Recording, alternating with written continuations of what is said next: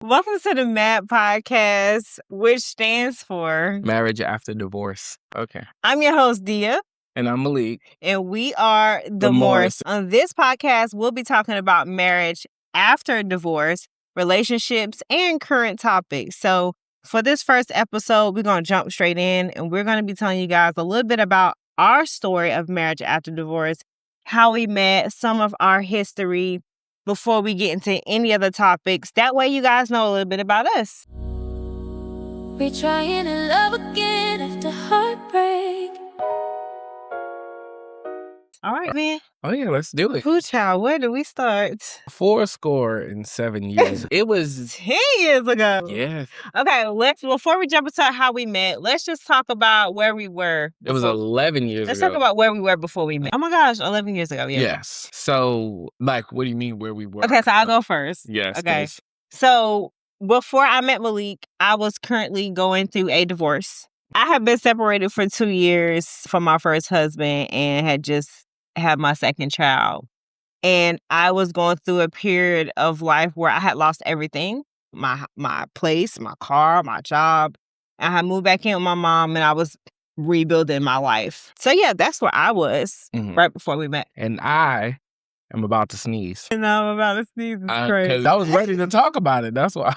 So, boy, I ain't even going to get into how long I was separated, but I had to move back in with my dad. I had just got a job at the sheriff's department, and I was paying this crazy amount of child support. I was trying to get back on my feet, so. I guess let's jump into that story. Oh, there's so many, elements to the story. This story is insane. So we need to just keep it. I don't know how you can. I'm such an open book, but I will try my best. So we're going to talk about how we met and how we got together. Right. And we're going to try to do this in a way that is just the most forthcoming but respectful to all parties. So I was turning 22 and I had just had my son and I was going through a depression, rightfully so, going through a divorce. And I was, still young. I was still cute, And my best friends at the time was like, yo, we should do something. You need to do something. You need to get out of the house.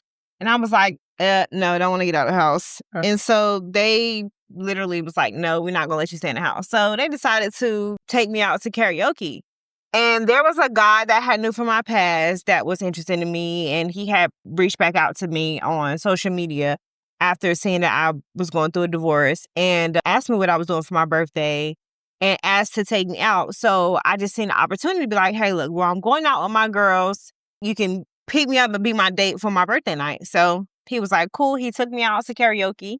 I was having a great time. I was looking cute. And then all of a sudden, this guy walks in. I like this perspective thing. This is funny. Do you want me to go into before we get to the part where we actually came together? Yeah. So, okay. So you can talk about how you ended up there that night, or you can just jump into from when you met me. Well, it's kind of funny because the same friend texted me. We had a mutual friend. We had a mutual friend. But we didn't know each other. Yeah, we didn't know each other at all. And I know that the mutual friend would talk about her all the time. It was crazy. So one day she called and said, hey, you got to come out. It's my best friend's birthday. You got to meet my friend. And I'm like, I don't really feel like going out. But I was like, I'll just go. Just to get up, I head out. I get there, I put on my face because I'm not in the best of moods. I get in there, I'm smiling, and then I go to the table where the friend was, and then I see this girl. I saw her, and the first thing I remember is, the way she looked up and smiled at me. It was like, oh my gosh, this is Dia. And she looked up at me and smiled, and was like, hey. And I was like, I think my problem was that everybody in the room pretty much disappeared, kind of.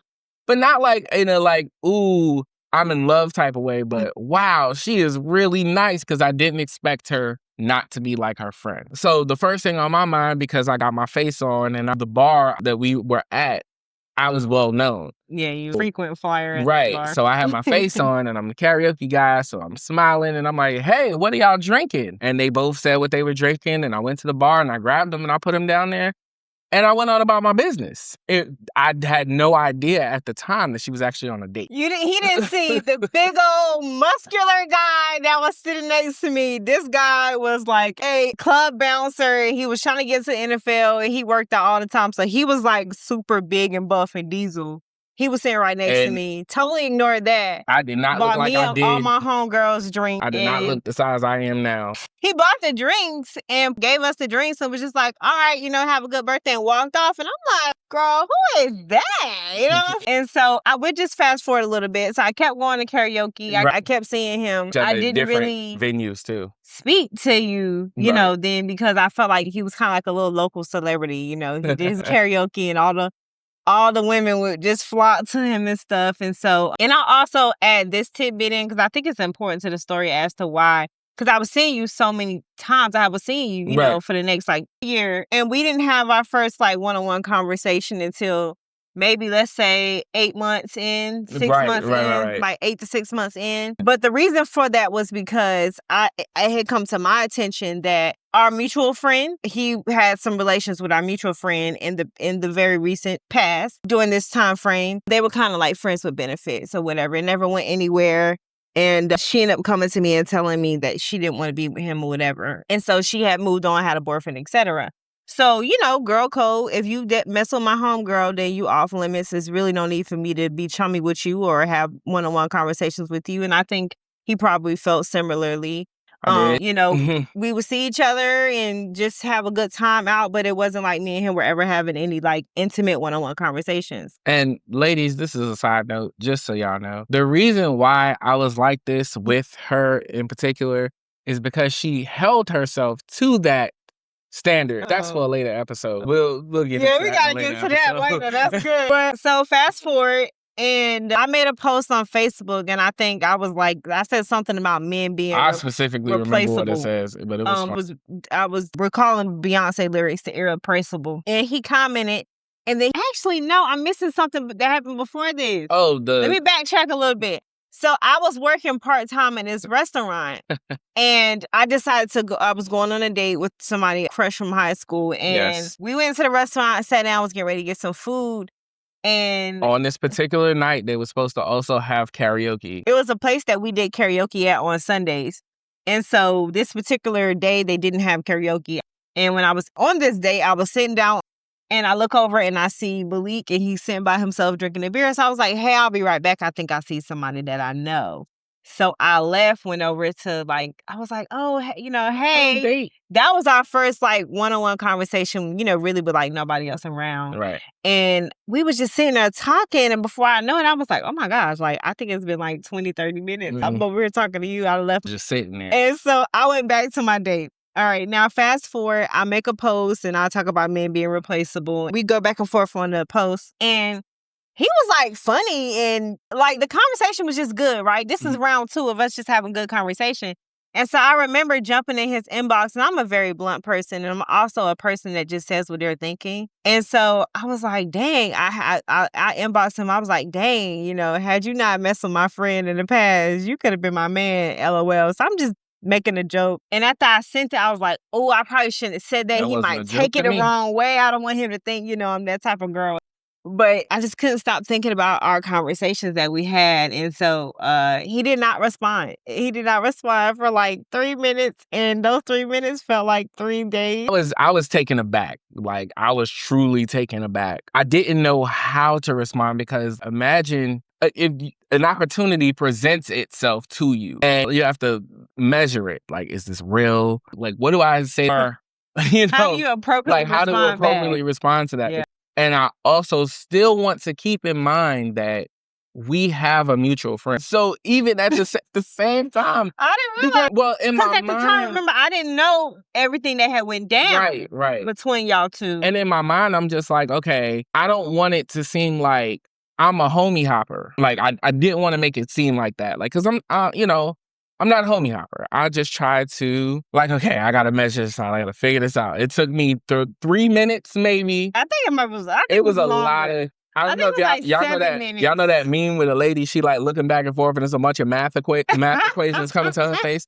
That was me trying to figure out what my response would be. And I believe my response ended up being something I really, you're really nice. I like the way you carry yourself. And things like that, because I truly did. Even if we were just going to be friends from this conversation on, I wanted her to know, like, you know, at the very least, we will be friends. Right. Because you're dope. Because that was still my best friend at the time. Right. And like I said, she was nothing like her friend, and that's but it just shocked me. Like, she carried herself way, no offense, way beyond her years. But it's Told me your own soul. You did. Yeah, I had morals and values.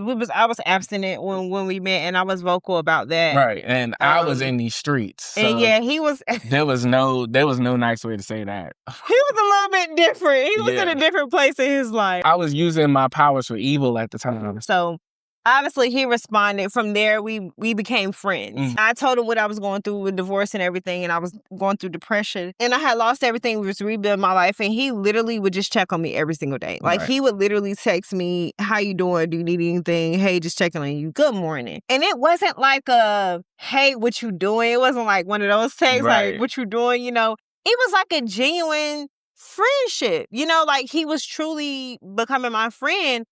And before you know it, I looked up and I'm like, dang, he's kind of a better friend than our mutual friend. You know, our conversations wasn't one-sided. When he was checking up on me, it was genuine. When I really had a need, he pulled up. I had complained about my body. I don't know why I was doing that, because I was 118 pounds. Somebody should have went, like, if I can go back in time, I would have slapped myself in the face. But I had a little bit of pudge, rightfully so. I had just had a baby, and he was like, "Let's go to the gym." And he pulled up. We went to the gym. I remember when my son had a doctor's appointment and my car had just broken down, he literally came and he picked us up and took us to my son's appointment. Because we had a mutual thing about people and our kids. Yeah. Not introducing our kids to people. It was like we both strongly believed in that. Right. And so this was one of those situations where I had to just stop being my hard-headed self, because I was going to take the bus, and I remember you being like... I remember like, no. Absolutely not. And so, long story short, he picked us up, and when we were getting out of the car, I wanted to get my son out of the car. And, of course, he beat me to the punch. And when he opens the door, my son was looking up at him. He was like, "Hi, I'm Malik." And my son, it feels so weird to say my son. Right. But my son looked at him and went, Dada. He said Dada for the first time. And if I was light-skinned, my whole face would have turned red. I was so embarrassed. And Malik could have said anything, right? But what he chose to say to me was so kind.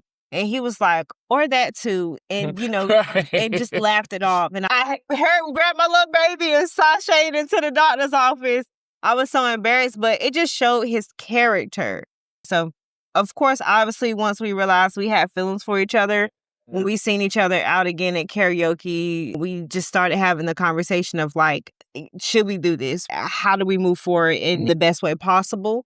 To where it's not taboo, and we're open and upfront, honest with everybody. So he made the decision to tell our mutual friend, and we want to have separate conversations with her. And his conversation with her went a little differently from mine. But his conversation with her didn't go so well, which was very surprising. It didn't go well at all. And I don't want to get too deep into that, because No, that'll take us off track. No. But with my really. conversation, it was like, "Hey, woman to woman, this is what's going on." And let's just say this: she had a boyfriend at the time. Their dealings had been a year and some change in the past, and so but she had agreed to try to deal with it. That didn't last long. Certain things were happening where we knew, okay, she does not agree with this. Like, she does have an issue. And we tried to address it and figure out how could we make this work. And me and him even was like, at one point was like, we're not going to do this. Like, we're just not going to do it. But at that point, we liked each other too much. And there was one last ditch effort. Like, we sat down, had the conversation. We had multiple conversations. Well, yeah, I had a conversation, but at the time, of course, we sat down, we talked about it. And I remember that she actually walked up to me and said something like along the lines, like, "If you hurt my best friend, I'm going to hurt you," or something like that. And I was like, okay. So I called Dia I didn't probably give myself a chance to walk away before I called Dia and told her, like, right. But for me, it was different, because it was just a lot of back and forth. It was like, you okay with you not? You okay with you? You're not. And so it got to the point where I was asked to do something that to me would have been out of character. right? I think she just didn't want to feel embarrassed. I'm not sure why there would be embarrassment because nobody really cared enough. But I was asked to lie about how we got together and I just couldn't do that. So at that time, I made the decision to end the friendship. And me and him continued to be in a relationship. And we just, like, our love was one of those yucky loves. It was, like, oh, God. We were so cringy. I remember going to work talking about her, and the things that was so funny. No, did I? I think I could did. You say your coworkers was seeing me on your computer? It was so cringy. much. But it had been a long time since it was somebody I really liked versus who I thought I liked. So I was in. The crazy, like I said, I wasn't like, oh, I'm not looking for a relationship. I told a bunch of people that. I wasn't looking for no relationship. Yes, you did. Until the relationship found me. Right, we both wasn't looking for a relationship. Right. And that's really what it was. The relationship found me. I wasn't looking for it. I was happy, but boy, there's always some backlash. Because when you realize, like, yo, I like this person. You don't even have to love them. I like this person a lot. You're like, okay, cool. Because that person brought themselves to you and was like, hey, you know, you gonna be with me or we gonna be together? And I was like, okay, cool. She didn't actually say that, but in my mind, that's what I heard. Yeah, you gonna be with me or we gonna be together? And when was that moment? You didn't. I'm not saying you said it. I'm saying, like, you had commanded all of my attention, basically. Oh, you're saying like subconsciously? Yeah, subconsciously. Oh, that's what I said in my mind. That's what I heard. I just want to say that, you know, I think why our relationship really took off the way it did, we were best friends. Right. Like, we literally enjoyed some of the same things, the conversations we had. We would just laugh, talk 2, 3, 4, 5 o'clock in the morning. Right. And we were best friends to each other at a time where we were both trying to recover from divorce, right? Because my divorce was very recent. Right. It was like, boom, I signed the papers and then we hopped into a relationship. And so we were helping each other heal, get to know one another and falling in love with each other. We were also healing one another as well. And that it wasn't as people would as a trauma bond. Oh, because it was not a trauma bond. It wasn't, because it wasn't in the beginning of our divorces. Definitely wasn't in the beginning of our divorces. We started dating at the end of our divorces. Yes. And it was just, at the end, right after the end of our divorces. So it wasn't a trauma bond. I mean, we obviously had things we both dealt with in our previous relationships that have some similarities, but it was truly, to me, it was more of a fresh start. Yeah. Like, we were both rebuilding our lives and it was like a fresh start. Like, we literally, me and him were, like I told y'all, I was struggling at the time. I had moved back in with my parents. He had moved back in with his parents. I was struggling. And I remember one time we was hanging out and we went to cookout. Woo! And we literally had to scrape together both of our money. The little change thing. Everybody got one in their car. Yeah, the little change thing. Scraping change. And I think we was down to like 10 cents. And I was searching through your car, through the floor of your car, in between the seats, trying to find that 10 cents. Found it and celebrated. That's how it was. We were so excited. Shared that cookout tray. Right. The only person who knew that I was, like, down that bad was her. Yeah. Anyone else was looking at me would have never guessed. Not in a million years. But I wasn't afraid to open up. And I guess that was the biggest thing about it. I was not afraid to open up to her at all. Like, even down to when I first met her.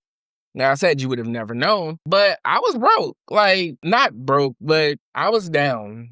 So you found some money to buy them drinks. I found some money to buy them drinks, though. Like, I wasn't that was coming. An investment and you didn't even know it. I was not coming out empty-handed. So look, y'all gonna know me as Malik, that person who was there for karaoke and to have a good time. Yeah, you was the life of the party. You the party. Right. And I didn't know how else to be, like, at that time. Because that was the only thing that I was excited for, like, to just do something where I could just be free and not be burdened down with responsibility. Because at that time, I was only making $14 an hour. And a time where I still had child support. I still had to pay my dad rent. I still had even, like, little cell phone bill was hurting me. It was over $1,000 a month. Yeah. Craziest thing, but... So... You know, I think, too, another thing that brings us together, I know we talked about a fresh start, but we both found joy in karaoke. Yes. right? Like Yes, during we that did. hard time, we both was finding joy in going to karaoke shows. That was the only thing that was really sparking joy for me at that time. Obviously, besides my kids, and so I think that really sums up our story, how we met, Yeah. the backstory, and there's more backstories to our marriages, which we'll probably dive a little bit deeper into in future podcast episodes. But I really wanted you guys to Even just to the get day I like, proposed. yeah, but I really wanted you to just understand how this marriage after divorce came to be. Yeah, right. And the dynamic of our marriage and, you know, our family. We can get into that a little bit as well because we are a blended family. I had 2 kids when he had 1 kid, and then we had 1 kid together. Right. So we do have a blended family. And my son, who was very young at the time when we got together, Leak is the only thing he knows as a father. And he is his father, right? And so we have a very unique family blend. So we'll probably talk a little bit about blended family and some of the struggles and woes with that too. So I hope you enjoyed this first episode. We really didn't get into any topics on this episode. It's really just us telling our story and honestly just sharing, like I said, the facts of how we got to marriage after divorce. So you understand our story before we start jumping into topics and having conversations with other couples. And also, I'd also like to point out, and this is just because there has been a lot of speculation behind our relationship, which is another reason why we're sitting up here talking about it right now. I mean, it wasn't why I decided to talk about it. There's different stories out there, and so we clearing the air, and it is what it is. But that was Yeah, this is us just telling our story. So in the wrap up of this podcast in the last couple of minutes, do you want to just talk about a current topic? What is there to talk about? So many different things. I'm tired. Offset just got shot down the street. I'm sorry. That's not funny. That is not funny. It's the way she just said it. Like, he was literally right there. So I'm like, we're like an hour away from 10%. I should not laugh like that. There was Hollywood. Oh, yeah. Where's Hollywood, Florida? It's still about an hour away.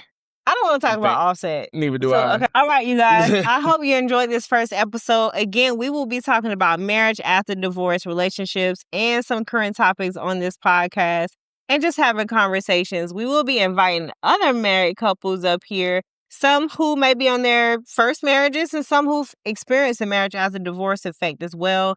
But we really felt like there wasn't a podcast to talk about those marriages that happened after divorce. And so we wanted to be a voice in that space, in the relationship space. And there's so much junk on the internet right now in the marriage space and relationship space. We wanted to be like a young, fresh couple, bring a different perspective to that conversation. We hope you guys enjoyed this first episode. Again, it was really like introductory and just telling our background, but we are so excited for you to get into our next episode. So you don't have to go anywhere. Cool. You can keep hanging out with us right here on the Mad Podcast. And if not, we'll see you soon. Peace. Like and subscribe. Thanks for watching. Stay mad. We're trying to love again after heartbreak.